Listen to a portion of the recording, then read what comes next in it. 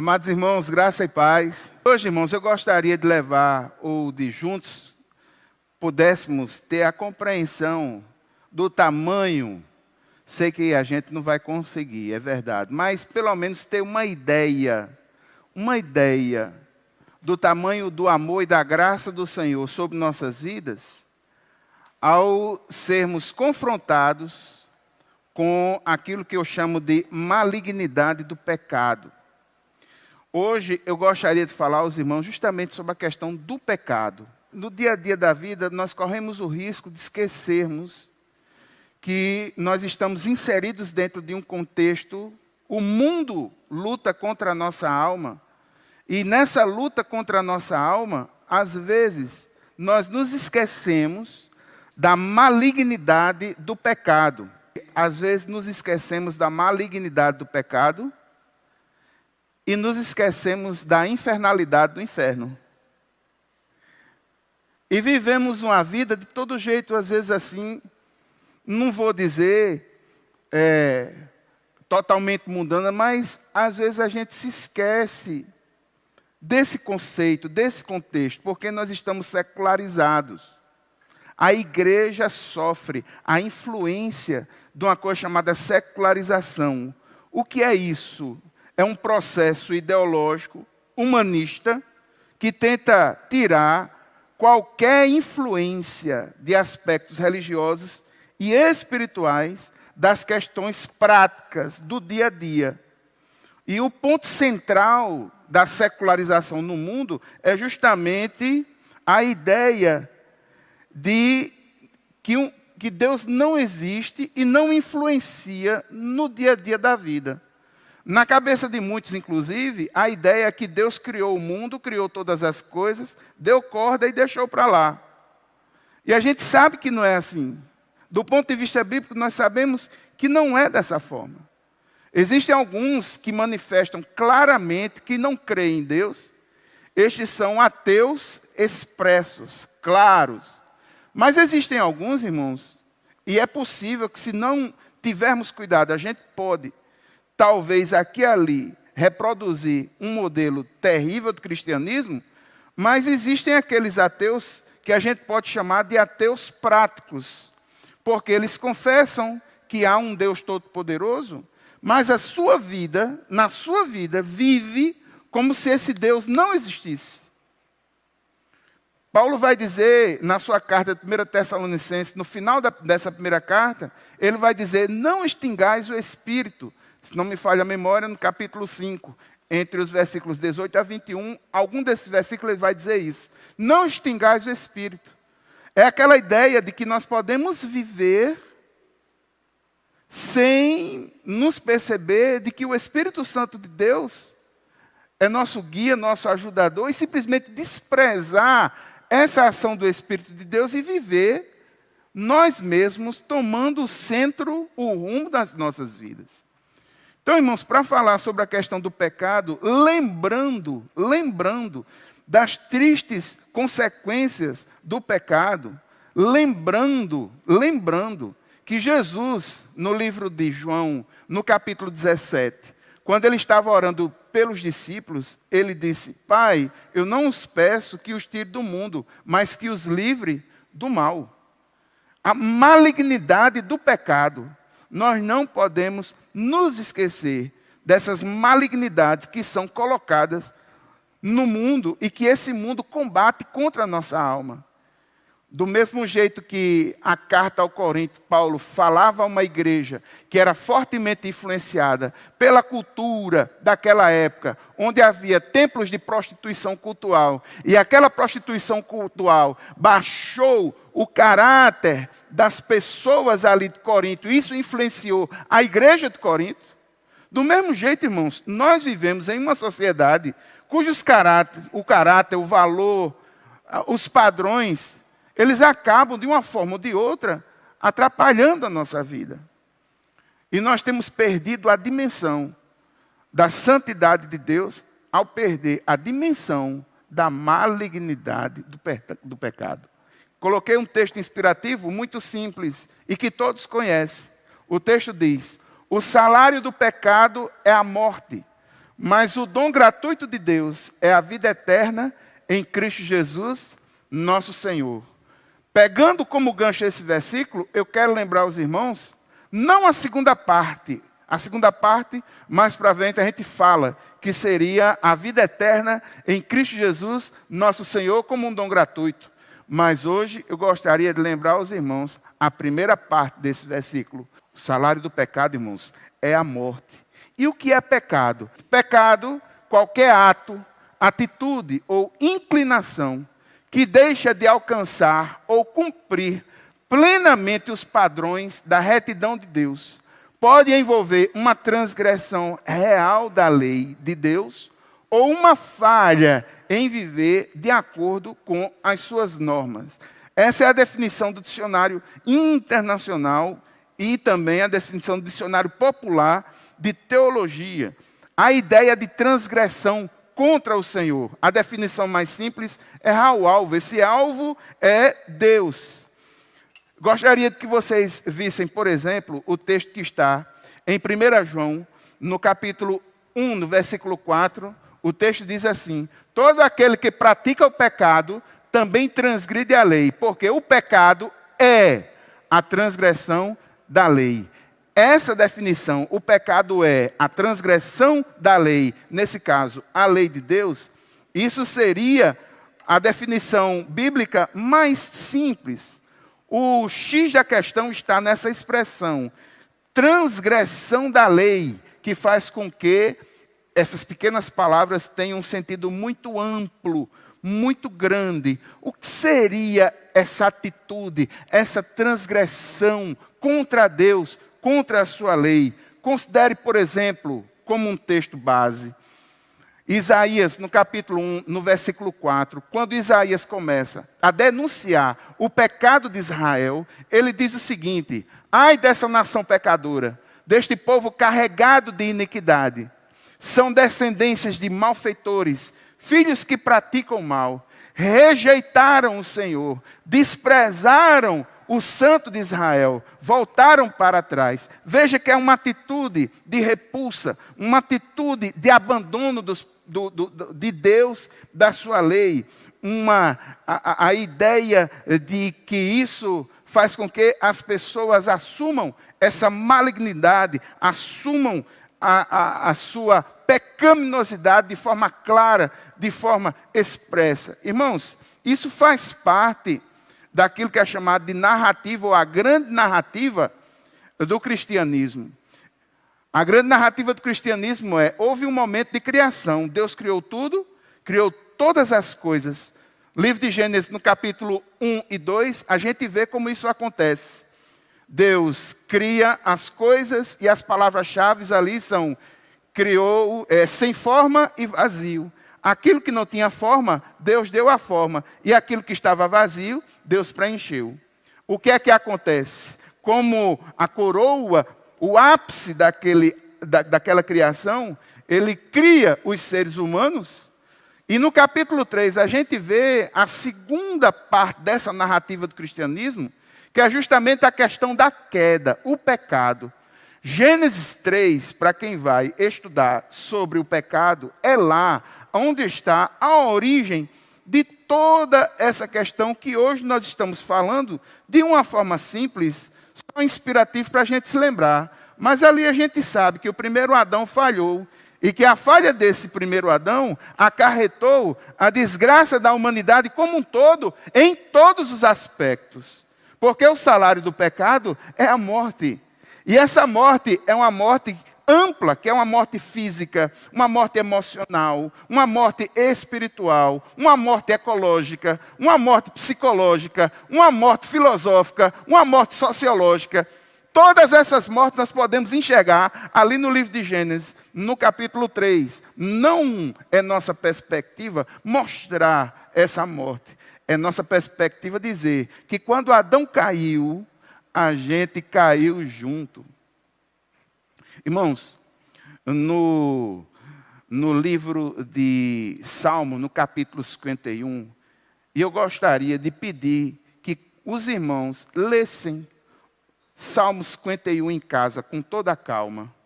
Salmo 51 é um salmo que foi escrito tendo como pano de fundo aquele momento em que Davi é confrontado pelo profeta Natã. E o que foi que o pecado acarretou na vida de Davi? Um bocado de tristeza. Não só na vida de Davi, como na vida de todos aqueles que estavam relacionados a ele. O que foi que Davi fez? Davi teve um relacionamento extraconjugal com a esposa do tenente Urias, que era um tenente seu, alguém ligado ao seu exército. E, não obstante ter tido esse relacionamento extraconjugal, ele, para esconder, ele planejou e executou a morte do tenente. Veja quanta desgraceira de morte e quantas pessoas foram prejudicadas em virtude do pecado. Batseba foi prejudicada na sua honra. O primeiro filho que ela teve com Davi morreu. Urias pagou com a sua própria vida. E no capítulo 51, Davi vai falar, arrependido, sobre a malignidade, aquilo que o pecado faz na vida dele. E nesse salmo, no Salmo 51, no versículo 4, ele diz uma coisa muito forte. Quando ele pecou, e o seu pecado, do ponto de vista horizontal, foi contra a honra de Batseba, foi contra Urias diretamente, porque ele o mata, mas ele assume a origem de seu pecado, sobretudo, como tendo sido uma afronta contra Deus. E no Salmo 51, ele diz: pequei contra ti somente, e fiz o que é mal aos teus olhos, de maneira que serás tido por justo no teu falar e puro no teu julgar. Ele assume que errou e ele entende que ele pecou contra Deus.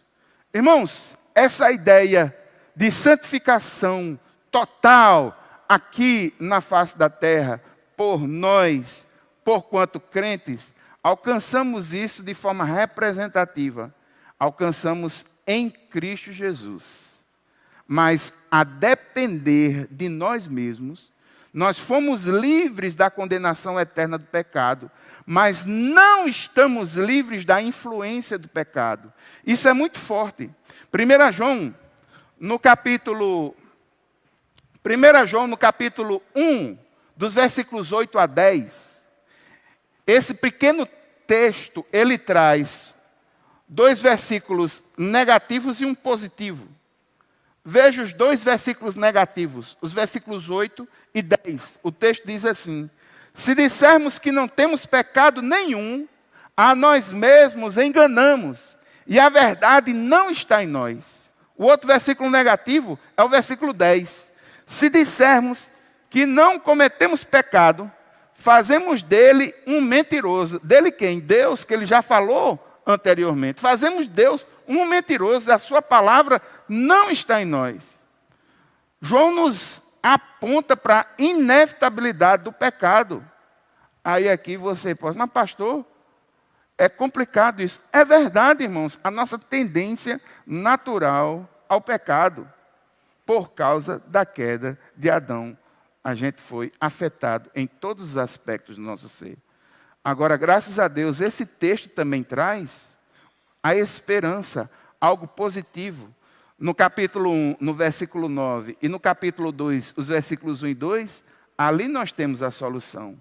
No capítulo 1, no versículo 9, aí diz o seguinte: se confessarmos os nossos pecados, Ele é fiel e justo para nos perdoar os pecados e nos purificar de toda injustiça. Inclusive, irmãos, pecados que muitas vezes nós sabemos que em nossa própria vida eles são reincidentes.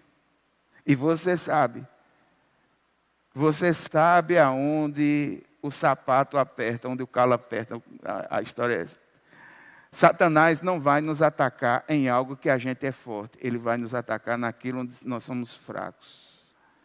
E nós pecamos, irmãos. Pecamos. Pecamos por palavra. Irmãos, a gente peca por atitude. Irmãos, essa questão do pecado, ela é muito forte. Veja o que diz, por exemplo, Tiago, no capítulo 4, versículo 17. Portanto, aquele que sabe o que deve fazer, sabe que deve fazer o bem, e não faz, nisso está, pecamos por omissão. A gente poderia ter feito diferença, poderia ter dado uma mensagem de esperança, poderia ter feito diferença na vida de alguém, poderia ter contribuído, poderia ter ajudado, simplesmente não fez. Pecou. O Antigo Testamento, no livro de Levítico, nós temos os pecados que são voluntários e aqueles que são involuntários. Existem pecados que são maquiados. Existem pecados que são claros. Irmãos, quando o maligno entra em Judas e ele vai trair Jesus, perceba que ele não mudou a sua voz, ele não teve trejeitos, o que ele teve foi uma atitude totalmente pensada, raciocinada, maquinada, planejada. Existem pecados que são assim. E muitas vezes, se nós formos justos com essa questão, a gente sabe que aqui e ali a gente cai em algum esparrela, cai em algum problema. E eu quero lembrar os irmãos isso. O pecado, ele traz consequências terríveis para nós. Uma escritora chamada Odília Braga de Oliveira, um livro Começando a Vida Cristã, ela fez um resumo que eu achei interessante, porque quando nós pecamos, nós nos afastamos do Senhor. E ao afastar do Senhor, nós também nos afastamos do próximo. Olha o que é que ela diz. A Bíblia diz que pecado é tendência natural para o erro, por causa da depravação ao qual nós somos submetidos. Ação errada em relação ao próximo. E ela diz que pecado também é a descrença em Jesus. Não crer no Senhor Jesus, do ponto de vista bíblico, também é qualificado como pecado. Vou mostrar isso na palavra. Romanos, no capítulo 7, a partir do versículo 14. Olha como Paulo sofre. Porque bem sabemos que a lei é espiritual. Eu, porém, sou carnal, vendido à escravidão do pecado. Versículo 15. Porque nem mesmo compreendo o meu próprio modo de agir, pois não faço o que prefiro, e sim o que eu detesto. Ora, se faço o que eu não quero, concordo com a lei que é boa. Nesse caso, quem faz isso não sou eu, mas o pecado que habita em mim. Porque eu sei que em mim, isto é, na minha carne, não habita bem nenhum, pois o querer o bem está em mim, mas não o realizá-lo. Porque não faço o bem que eu quero, mas o mal que não quero, esse faço. Mas se eu faço o que não quero, já não sou eu quem o faz, e sim o pecado que habita em mim. Assim encontro esta lei. Quando quero fazer o bem, o mal reside em mim. Porque, segundo o homem interior, eu tenho prazer na lei de Deus. Mas vejo nos meus membros outra lei, que guerreando contra a lei da minha mente, me faz prisioneiro da lei do pecado que está nos meus membros. Miserável homem que sou, quem me livrará do corpo desta morte? Olha que aflição está no coração de Paulo. De uma forma bem resumida, ele diz que tem problemas, o bem que ele quer fazer, ele não faz, o mal que ele quer fazer, ele faz, E ele percebe que dentro dele existe essa tendência natural. Irmãos, há uma tendência natural em nós seres humanos, a que nós façamos ou busquemos mais o mal do que o bem. De uma forma pitoresca, brincalhona, mas eu posso provar isso aos irmãos. Os irmãos já viram algum adolescente ou jovem dizendo assim para a mãe: mãe, eu estou revoltado com a vida. Eu estou revoltado com a vida. Estou revoltado, a vida é muito errada. Então eu estou revoltado, a partir de agora eu vou fazer o bem. Deixa os pratos que eu lavo. Eu vou arrumar a casa no lugar da senhora. Eu vou dar banho no cachorro. Eu vou limpar a frente. Eu vou pagar as contas. Eu vou fazer isso, aquilo. Vocês já viram alguém fazer assim? Nunca. Eu mesmo nunca vi, não. Eu nunca vi. Agora, com certeza, vocês já devem ter visto assim, ou alguém proceder da seguinte forma. Você conversa com a pessoa, aí o camarada está totalmente envolvido, cheio de vícios, cheio de problemas, envolveu-se no vício das drogas, ou do álcool, ou algum outro tipo de vício qualquer, que acabou com a vida dele. Aí você vai conversar com ele. Mas, rapaz, o que foi que aconteceu com você? Eu perdi o gosto pela vida. Aí quando o cara perde o gosto pela vida, que ele abandona na vida, porque ele poderia perder o gosto pela vida partindo para o lado do bem. O homem, como um ser quase que autodeterminante ou volitivo, ele não podia fazer assim, não podia? Não podia. Não vamos raciocinar, irmão. Raciocine comigo. Ele não podia, não. Perdi a razão de viver. Perdi. Pois agora eu vou fazer o bem ao máximo. Não tem. Converse com muitos irmãos que têm dificuldades, que estão passando por dificuldades por algum tipo de vício, e que esse vício teve origem em alguma questão existencial. Perdi a razão do meu viver. Meu pai morreu, minha mãe morreu, me revoltei com a vida. Aí o cara que se revolta com a vida, ele não aponta para o bem, só aponta para o mal. Isso é a nossa tendência natural. É a carnalidade. É consequência da queda de Adão. É isso que Paulo está dizendo aqui. Que percebe nas suas entranhas. Que percebe dentro de si que às vezes tem momentos que ele simplesmente não consegue. Mas no final do texto, e aqui eu acho fantástico, porque quando ele perde a esperança nele, ele coloca a esperança em Jesus.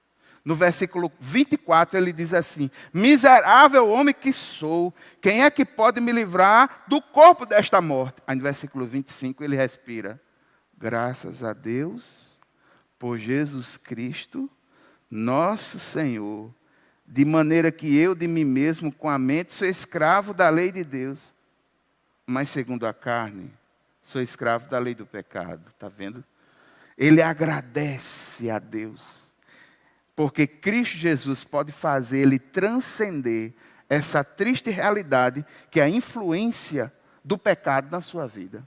Agora, irmãos, pecado é contra Deus, mas pecado também é contra o próximo. Tiago capítulo 2, versículo 9 diz que discriminação é pecado. Quando nós discriminamos uma outra pessoa, e no caso de Tiago 2, fazendo discriminação entre ricos e pobres, essa discriminação é pecado. E nessa carta Tiago faz essa acusação. Ou seja, é um pecado contra o próximo. Provérbios capítulo 14, versículo 21, lá diz que desprezar o próximo, e se esse próximo for pobre, aumentando ainda mais essa culpa, pecado. Pecado. Nosso pecado é contra Deus, nosso pecado também é contra o próximo. Mas um texto mais fantástico que eu gostaria que você visse é que descrer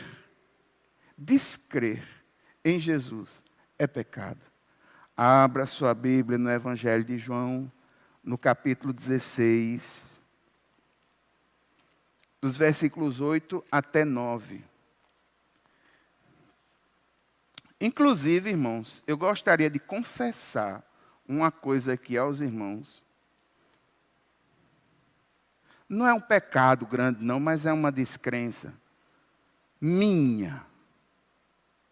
Eu conversei com Iranilson para que esse culto não fosse transmitido.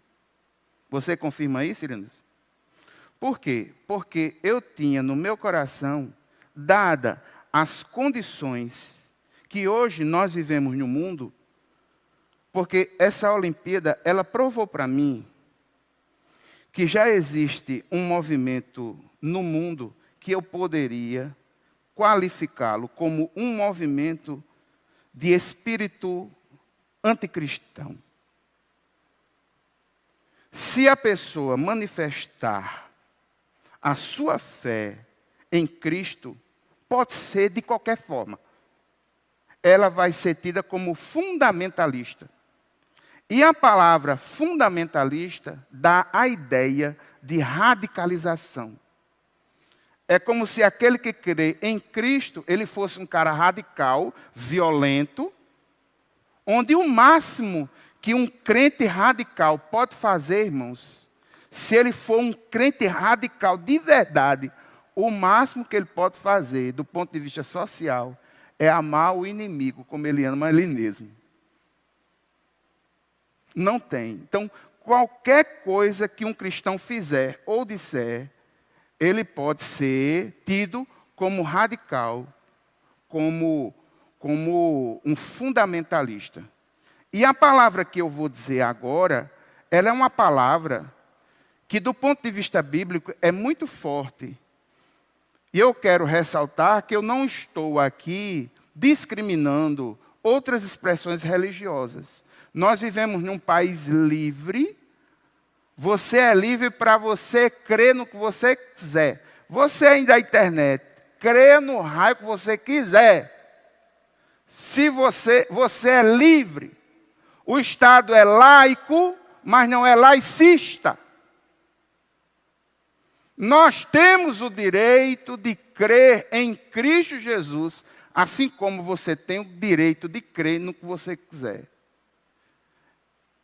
E como crente batista, por convicção e por princípio, eu defendo o direito de crermos no que cremos, assim como defenderei o direito de você crer no que você quiser. Porque essa expressão de liberdade, nós precisamos ter liberdade. Que as expressões religiosas tenham a sua liberdade. Mas veja, muitos dizem,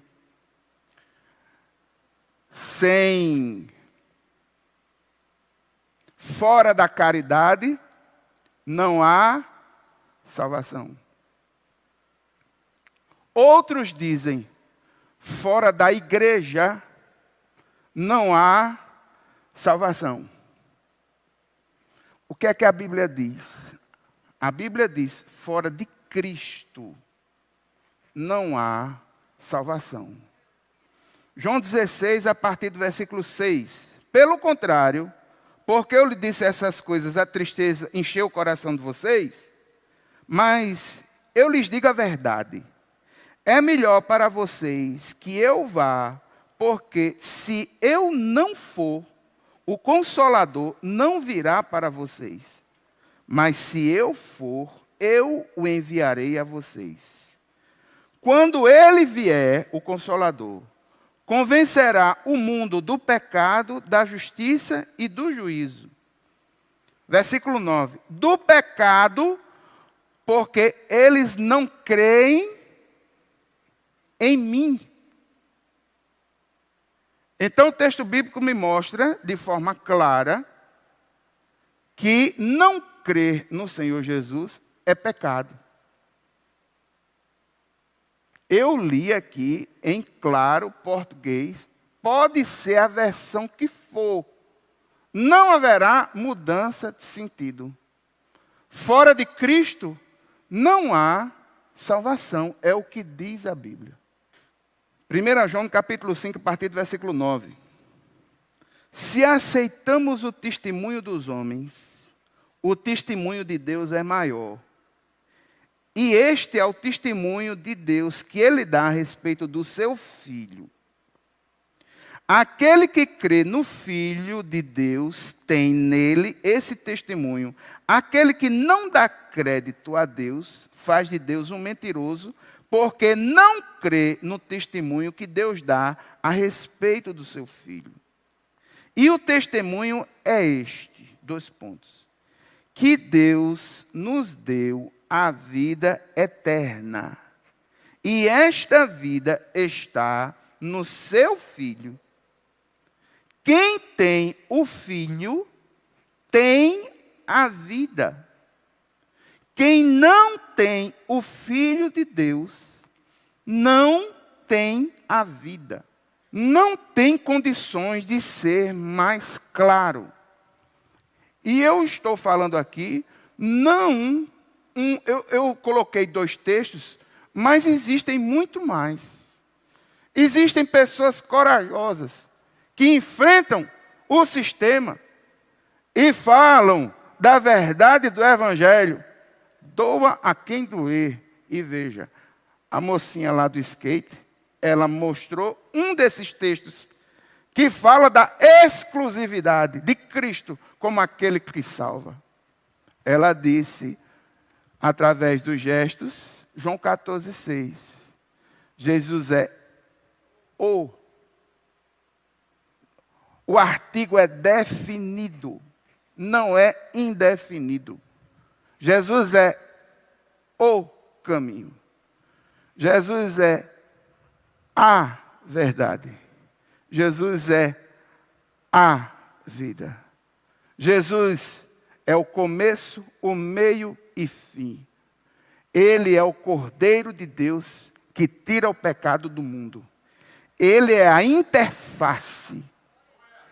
Ele é aquele que nos une àquela dimensão do divino. Esse Deus que é onipresente, onipotente, onisciente.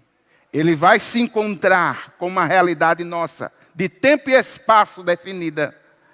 Um homem que é limitado no tempo, limitado no espaço, limitado na compreensão, precisa interagir com essa realidade. Quem vai interagir com essa realidade?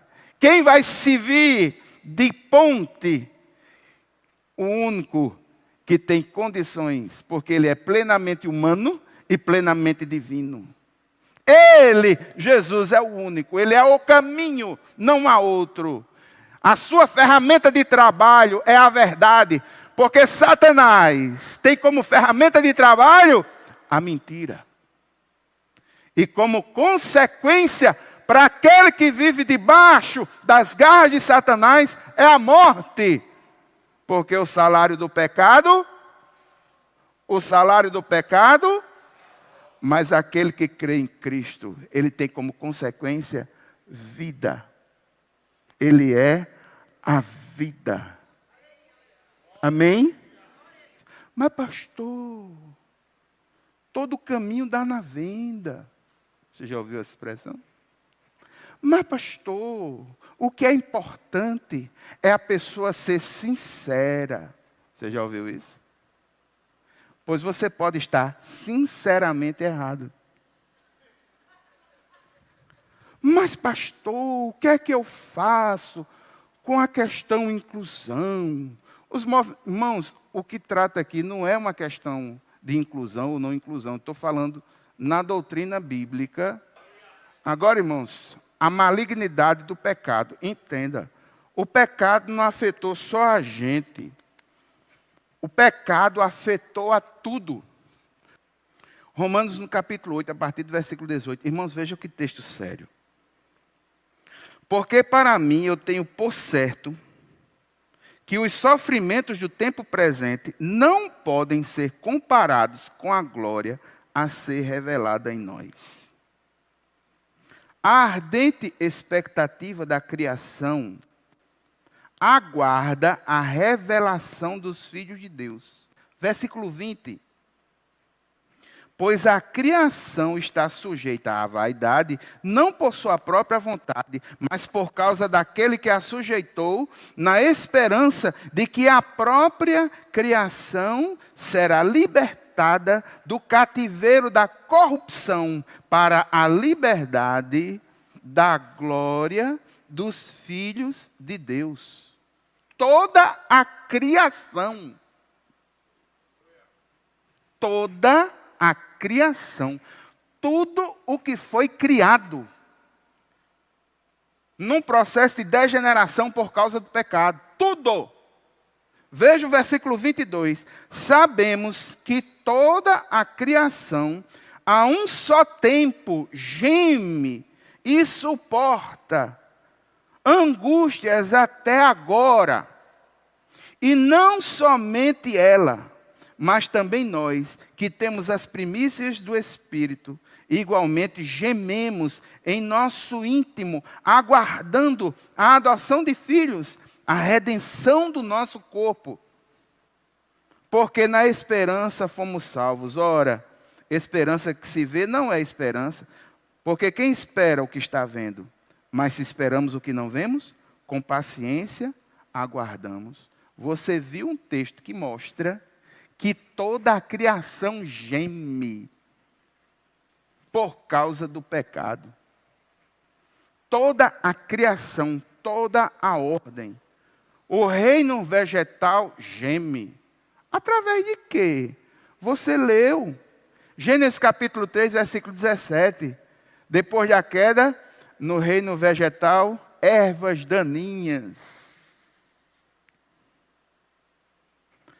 O reino animal sofre. No capítulo 3 já mostra esse sofrimento. Sabe como? Animais tiveram que ser mortos para que Adão e Eva pudessem ser vestidos. Ou não? Então, irmãos, a gente olha para a raça humana. E nós, seres humanos, cabe unicamente e exclusivamente a culpa do pecado sobre nós. Eclesiastes capítulo 7, versículo 20 vai dizer que não existe um justo. Não há um justo sequer. Volte sua Bíblia aí para Romanos, capítulo 3, dos versículos 10 até 19. Como está escrito, não há justo, nenhum sequer. Não há quem entenda, não há quem busque a Deus. Todos se desviaram e juntamente se tornaram inúteis. Não há quem faça o bem. Não há nenhum sequer. A garganta é um sepulcro aberto, com a língua enganam. Veneno de víbora está nos seus lábios. A boca, eles a têm cheia de maldição e amargura. Seus pés são velozes para derramar sangue. Nos seus caminhos há destruição e miséria. Eles não conhecem o caminho da paz. Não há temor de Deus diante dos seus olhos. Pois todos pecaram e destituídos estão da glória de Deus. Todos pecaram. Por causa do pecado, a terra, o cosmos, tudo foi amaldiçoado. Por causa do pecado, as mulheres, elas dão luz com dores. Por causa do pecado, toda a humanidade foi condenada. Toda. Abra sua Bíblia em Romanos, no capítulo 5. Veja o que está escrito no versículo 12. Portanto, assim como por um só homem entrou o pecado no mundo, e pelo pecado veio a morte, assim também a morte passou a toda a humanidade. Por quê? Porque todos pecaram. Em Adão, todos nós somos pecadores. Morte física, espiritual, emocional, morte. As relações com o Criador foram cortadas. Mas voltando à segunda parte do versículo, louvado seja o nome do Senhor, irmãos, porque o salário do pecado é a morte. Mas o dom gratuito de Deus é a vida eterna em Cristo Jesus, nosso Senhor.